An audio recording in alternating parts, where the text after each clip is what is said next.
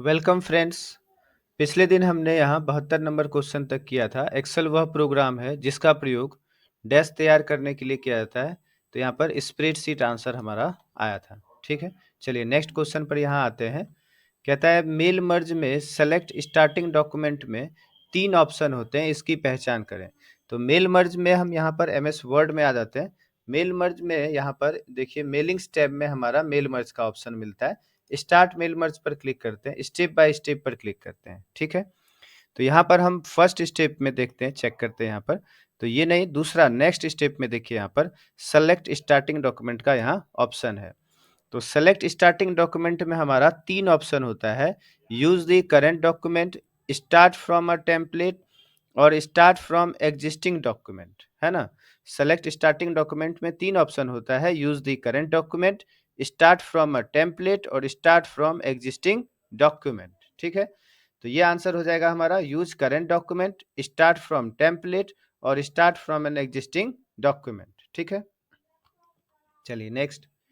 निम्नलिखित में से कौन एमएस एक्सेल 2016 में स्मार्ट आर्ट के अंतर्गत एक वैलिड साइकिल विकल्प नहीं है। तो एमएस एक्सेल में यहाँ पर आ जाते हैं और इंसर्ट टैब में आपको स्मार्ट आर्ट का ऑप्शन मिलता है। इंसर्ट मेन्यू में इलस्ट्रेशंस ब्लॉक में स्मार्ट आर्ट का ऑप्शन होता है। स्मार्ट आर्ट पर क्लिक करते हैं, यहाँ पर साइकिल में आ जाते हैं। तो यहाँ देखिए टोटल 16 तरह का आपको यहाँ पर साइकिल दिखता है। इसमें अब हमें छांटना होगा कि कौन सा साइकिल उसमें नहीं होता है। तो text cycle, multi directional cycle, break cycle और गियर। तो जो इसमें से नहीं होगा वही हमारा आंसर होगा। तो यहाँ पर देखिए बेसिक साइकिल है, टेक्स्ट साइकिल देखिए होता है, तो ये तो हमारा आंसर नहीं होगा। कहता है कौन सा वैध विकल्प नहीं है, तो टेक्स्ट साइकिल हमारा होता है। फिर देखिए यहाँ पर ब्लॉक साइकिल है, नॉन डायरेक्शनल साइकिल है, कंटिन्यूअस साइकिल है, मल्टी डायरेक्शनल साइकिल, मतलब ये भी हमारा होता है। मल्टी डायरेक्शनल साइकिल भी होता है, टेक्स्ट साइकिल भी होता है। अब हमें ब्रेक साइकिल और गियर में चेक करना है। तो ये देखिए नीचे आपको यहाँ पर गियर के जैसा दिख रहा है, जैसे मोटरसाइकिल में भी होता है ना। तो ये देखिए गियर हमारा यहाँ पर ऑप्शन में है, तो गियर होता है, मतलब ये ब्रेक साइकिल ऑप्शन में नहीं होगा, है ना। तो वैलिड यानी वैध जो साइकिल का विकल्प है वो हमारा कौन सा नहीं होगा, ब्रेक साइकिल हमारा इसका आंसर नहीं होगा। ठीक है, चलिए नेक्स्ट देखते हैं। कहता है यदि हम निम्नलिखित सूची का चयन करते हैं, मतलब ये लिखते हैं 00112439, इस तरह से यदि हम लिखते हैं और हम क्या करते हैं एक स्मूथ लाइन सरल रेखा स्कैटर चार्ट बनाते हैं एक्सेल में, तो हमें जो ये वक्र का आकार होगा वो कैसा दिखाई देगा। तो चलिए हम एक्सेल में इस तरह से टाइप करके यहाँ पर देखते हैं। यहाँ फॉन्ट अधिक कर लेते हैं थोड़ा यहाँ पर, और यहाँ से हम चेक करते हैं 00 और फिर यहाँ 1111 और यहाँ पर है 24, यहाँ पर है 24 और यहाँ है हमारा 39। अब एक हम स्मूथ लाइन यानी सरल रेखा स्कैटर चार्ट बनाते हैं। यहाँ डाटा में कहीं क्लिक कर देते हैं। इंसर्ट मेन्यू में हमें चार्ट्स ब्लॉक में यहाँ पर चार्ट बनाने का ऑप्शन मिलता है। ये नीचे हमारा जो है यहाँ पर स्कैटर XY या बबल चार्ट है, इसमें आएंगे और यहाँ स्मूथ लाइन चार्ट यही वाला ऑप्शन है हमारा, इस पर क्लिक कर देते हैं। तो ये देखिए जो हमारा चार्ट यहाँ पर बनकर आया, इसे हम कौन सा चार्ट कहते हैं, तो ये हो गया हमारा स्कैटर या बबल चार्ट, है ना। तो ये कहता है ये जो लाइन आपको दिखाई दे रहा है ये तो पूरा सीधा लाइन नहीं है, है ना। तो इसका आंसर हो जाएगा यहाँ पर क्या हमारा, सीधी रेखा तो नहीं, एक परवल है। इसका आंसर क्या हो जाएगा, एक परवल है। तो इस क्वेश्चन का आंसर आपको ध्यान में रखना है। इसका आंसर क्या हो जाएगा 75 का, एक परवल है। ठीक है, नेक्स्ट। एमएस एक्सेल वर्कशीट में सेल के बाहर एक टेक्स्ट ओवरफ्लो इशू को डैश विकल्प के साथ प्रबंधित किया जा सकता है। तो यदि हम एमएस एक्सेल में यहाँ पर हम यदि एमएस एक्सेल में कोई टेक्स्ट लिखते हैं और वो बाहर चला जाए, ठीक है, जैसे हम यहाँ पर सिंपल सा नेम लिखते हैं और ये हमारा देखिए ये टेक्स्ट नेम तो थोड़ा सा ही बाहर गया। यहाँ हम जो है सेल को एडिट करके यहाँ पर F2 से फादर्स नेम लिख देते हैं। ठीक, अब देखिए ये टेक्स्ट हमारा ओवरफ्लो हो गया, यानी इससे बाहर चला गया, F कॉलम से बाहर में दिख रहा है। तो यहाँ पर हम होम टैब पे अलाइनमेंट ब्लॉक में रैप टेक्स्ट का यूज कर लेते हैं। यहाँ पर हम रैप टेक्स्ट पर क्लिक करेंगे तो ये देखिए आपको इस तरह से दिखाई देगा। तो थोड़ा हम सेल का साइज अधिक कर देंगे और इसे हम थोड़ा ऊपर कर देते हैं और यहाँ पर मिडिल और सेंटर सेलेक्ट कर लेते हैं। तो टेक्स्ट आपको इस तरह से यहाँ पर नजर आएगा। तो रैप टेक्स्ट करने से हमारा ज़्यादा जो टेक्स्ट था वो एक ही सेल के अंदर यानी मल्टी लाइन में चेंज हो गया और यहीं पर इस तरह से दिखाई देता है। तो एमएस एक्सेल वर्कशीट में सेल के बाहर एक टेक्स्ट ओवरफ्लो इशू को हम यहाँ पर टेक्स्ट रैपिंग विकल्प के साथ प्रबंधित कर सकते हैं। तो रैप टेक्स्ट ऑप्शन से जो है इसको हम इस तरह से ठीक कर सकते हैं। ठीक है, नेक्स्ट क्वेश्चन है, एमएस एक्सेल में फॉर्मूलाज के अंतर्गत कौन सा लॉजिकल ऑपरेशन जो है उपलब्ध नहीं होता है। तो फॉर्मूलाज के अंतर्गत एमएस एक्सेल में, तो देखिए फॉर्मूलाज मेन्यू है, आप यहाँ से चेक करेंगे या हम यहीं पर फॉर्मूला लिखकर देख भी सकते हैं। जैसे हम यहाँ पर चेक करते हैं बराबर एल्स टाइप करते हैं, तो देखिए यहाँ पर कुछ सजेशन नहीं आ रहा है, मतलब ये फंक्शन एक्सेल में यहाँ पर नहीं होता है, तो इसे हटा देते हैं। दूसरा चेक करते हैं तो बराबर और लिखते हैं, तो देखिए यहाँ पर ऑप्शन हमारा इस तरह से ब्लू कलर में सजेशन दे रहा है। चलिए, और तो होता है नॉट बराबर नॉट, तो नॉट भी देखिए यहाँ पे सजेशन में आ रहा है नीचे। फिर और देखते हैं चेक करके एंड बराबर एंड, तो देखिए एंड भी हमें सजेशन में मिल रहा है, लेकिन हम जो एल्स टाइप करते हैं तो यहाँ पर ऑप्शन आना बंद हो जाता है। ठीक है, इसका आंसर हो जाएगा एल्स, जो कि लॉजिकल ऑपरेशन नहीं होता है। ठीक है, next, main mail merge documents क्या होते हैं। तो मेन मेल मर्ज डॉक्यूमेंट क्या होते हैं, चलते हैं एमएस वर्ड में, यहाँ पर है ना। यहाँ आपको देखिए मेलिंग्स मेन्यू में स्टार्ट मेल मर्ज में यहाँ पर यहीं पे आपको दिखाई देगा मेन जो मेल मर्ज का डॉक्यूमेंट होता है वो लेटर होता है, ईमेल मैसेजेज होता है, इन्वेलप्स होता है, लेबल्स होता है, डायरेक्टरी होता है। ठीक है, ये हमें एकदम ध्यान में रखना होगा, ये पहले ही स्टेप में हमें पूछा जाता है। ठीक है, तो यहाँ मेल मर्ज डॉक्यूमेंट्स क्या है, तो डायरेक्टरी, लेटर, इन्वेलप, लेबल्स और ईमेल्स, ये हमारा सही होगा। ठीक है, यही आंसर हो जाएगा। अब है एमएस एक्सेल में डिफॉल्ट मान से स्तंभ की चौड़ाई 2 सेंटीमीटर करने के लिए आप क्या करेंगे। तो यहाँ हम एमएस एक्सेल में आ जाते हैं, यहाँ पर ये हमें जो है एमएस एक्सेल का जो भी मान है यहाँ पर कॉलम का भी, उसे हमें चेंज करके कितना कर देना है, 2 सेंटीमीटर, है ना। हाँ, स्तंभ की चौड़ाई कितना करना है, 2 सेंटीमीटर। तो यहाँ ऊपर हम कॉलम हेडिंग पर आकर राइट क्लिक करेंगे, यहाँ पर हम सेलेक्ट करेंगे कॉलम विड्थ क्लिक कर देते हैं और यहाँ पर 2 टाइप कर देते हैं और फिर ओके कर देते हैं। तो ये देखिए कॉलम का जो विड्थ है वो चेंज हो गया। ठीक है, या दूसरा ऑप्शन होता है हमारा होम टैब पे मिलता है हमें, यहाँ पर देखिए फॉर्मेट टैब में, यहाँ पर फॉर्मेट मेन्यू में, होम मेन्यू में फॉर्मेट ऑप्शन होता है सेल्स ब्लॉक के अंतर्गत, यहाँ भी कॉलम विड्थ का ऑप्शन होता है। हम किसी भी सेल पर क्लिक करके यहाँ होम टैब के अंतर्गत सेल्स ब्लॉक में फॉर्मेट वाले ऑप्शन में आकर कॉलम विड्थ पर क्लिक करेंगे और यहाँ पर 2 करके ओके कर देते हैं, तो देखिए यहाँ पर कॉलम का विड्थ चेंज हो गया। तो ऑप्शन में है हमारा कॉलम हेडिंग पर माउस को राइट क्लिक करें और फिर वांछित मान डालने के लिए कॉलम विड्थ विकल्प का चयन करें, यह हमारा सही आंसर होगा। ठीक है, चलिए नेक्स्ट क्वेश्चन है हमारा 80 नंबर, मेल मर्ज के संबंध में निम्नलिखित में से कौन सा एक लेबल में डिफॉल्ट फील्ड नहीं है। तो चलिए मेल मर्ज में यहाँ एमएस वर्ड में आते हैं, मेलिंग्स टैब में स्टार्ट मेल मर्ज में यहाँ पर स्टेप बाय स्टेप में, यहाँ से हम नेक्स्ट कर लेते हैं। यहाँ पर कहता है हमें कि कौन सा लेबल जो है वो डिफ़ॉल्ट फील्ड नहीं है। तो चलिए यहाँ टाइप ए न्यू लिस्ट में क्रिएट पे क्लिक करते हैं। यहाँ पर देखिए हमारा कौन कौन सा लेबल जो है यहाँ पर फील्ड होता है।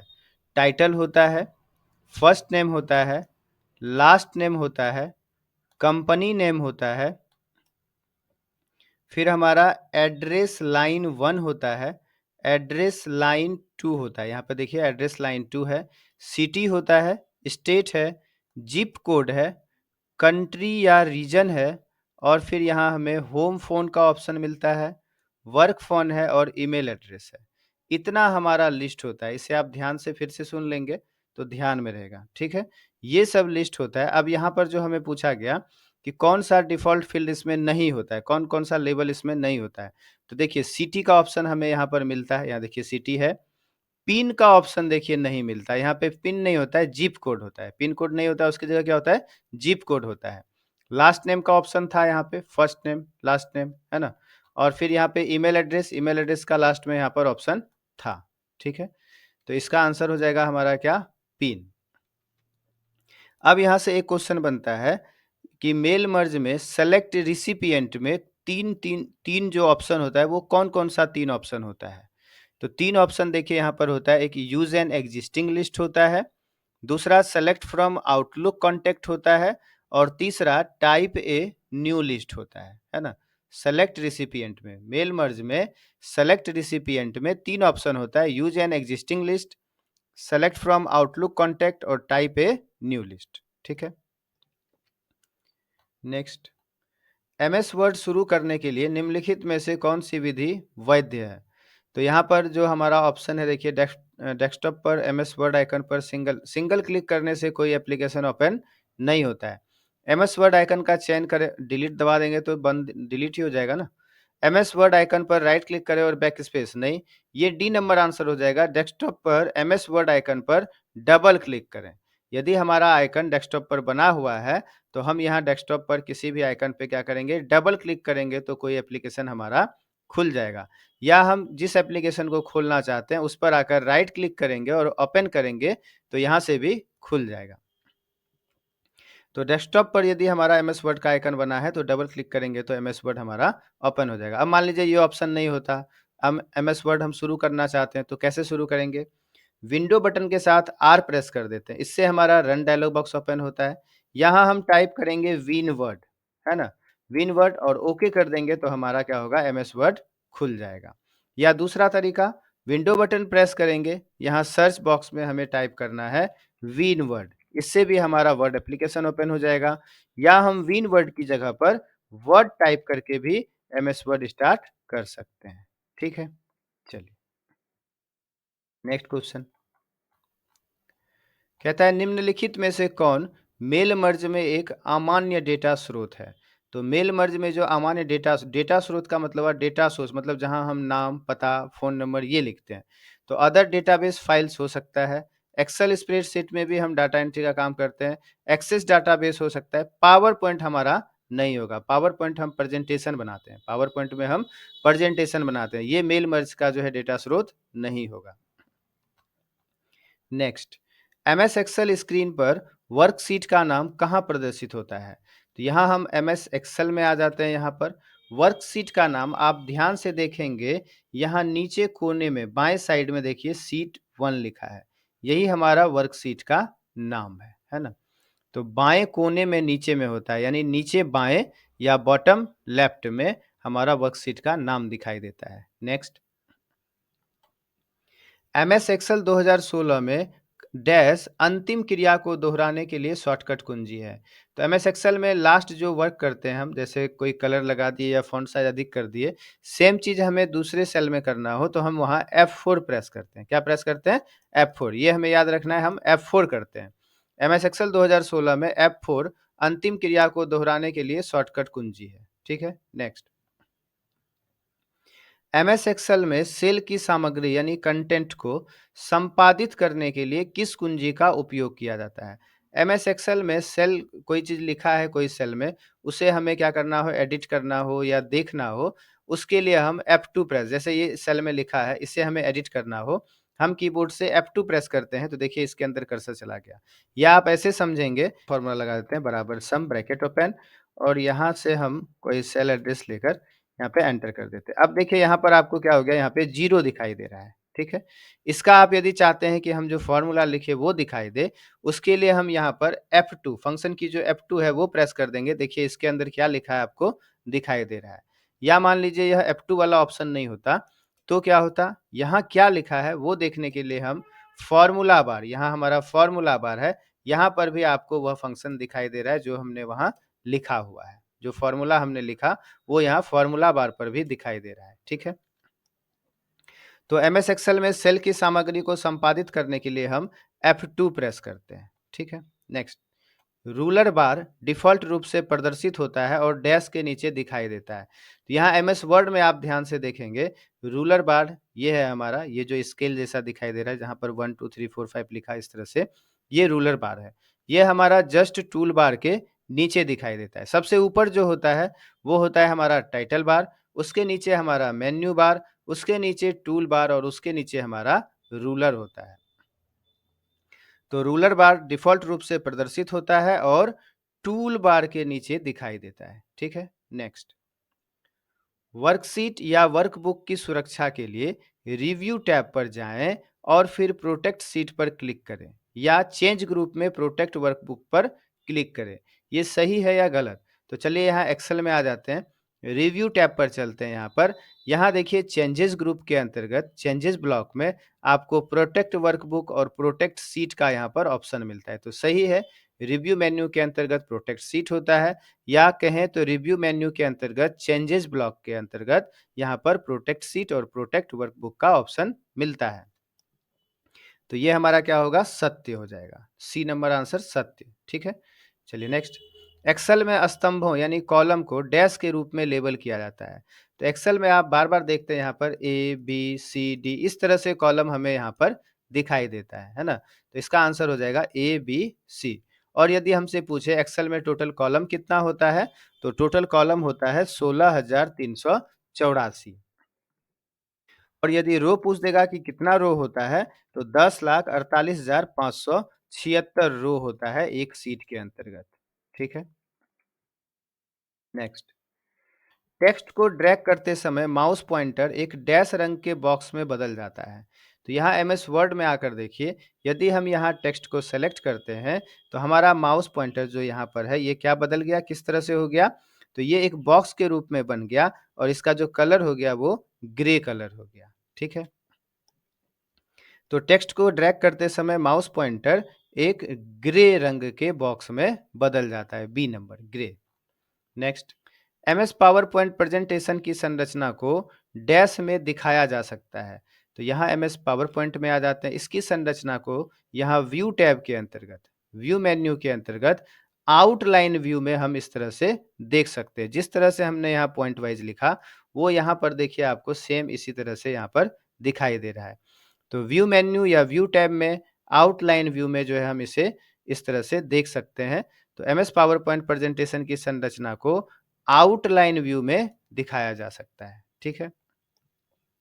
एक क्वेश्चन था यहाँ व्यू मेन्यू से कि यहाँ पर जो व्यू होता है, कौन कौन सा व्यू होता है, ये क्वेश्चन हमने किया था। एमएस पावर पॉइंट के अंतर्गत कौन कौन सा व्यू होता है, तो नॉर्मल व्यू होता है, आउटलाइन व्यू होता है, स्लाइड शॉर्टर व्यू होता है, नोट्स पेज होता है और रीडिंग व्यू होता है, ठीक है।